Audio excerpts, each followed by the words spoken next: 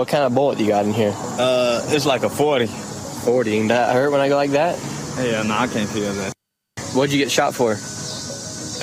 Being me, being one of them. Here in Chicago, it's pretty much the murder capital of the United States. Do a lot of these shootings and murders have reason to them, or is it just like, I shoot you, you shoot me? This is war. Nah, I'm just be trying to get a name for this stuff right now, shorty. I ain't gonna lie. Like a name to get respect? You feel me? Yeah, like street credibility, shorty. That's really none. Really? That's what it's really funny these days.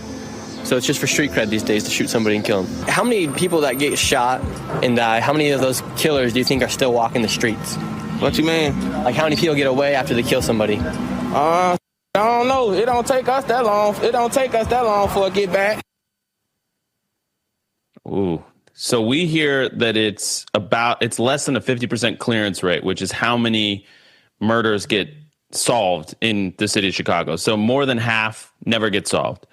But this guy says, and this is kind of one of the main characters, that guy, the last guy that we saw there, that you talked with. You rode around with him. He drove you around the city.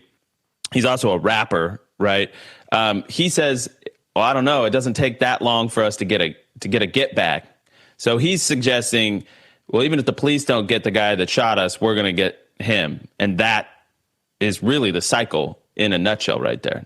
Nick Shirley. Your reaction to that clip, Nick? Oh, yeah. So, sorry, I thought you were closing it out. But yeah, no, they obviously, these communities aren't that big. It's just a few blocks, and it's kind of sad to think that Chicago is running like a country in South or Latin America. For instance, some of these guys can't go from one street to the next. We drove across one area, and he freaked out because I had my camera out, and he's like, "Well, we can't make sure that my car gets put on camera because we're not inside my area now."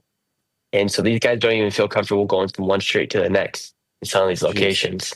So there is very much an active war between gangs going on inside Chicago, and it's not a secret.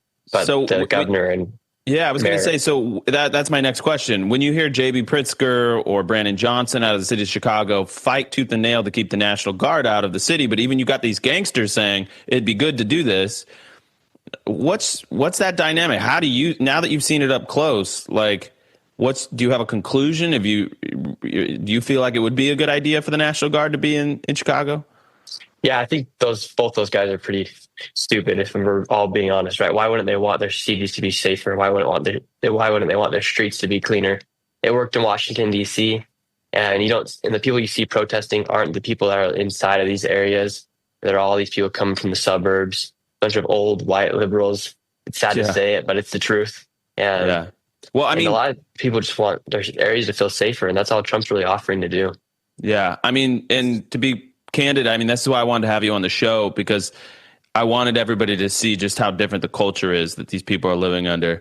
Nick, thank you so much for showing us this footage, for making the time to come on the show and tell the audience about it. Thank you so much. Thank you, guys.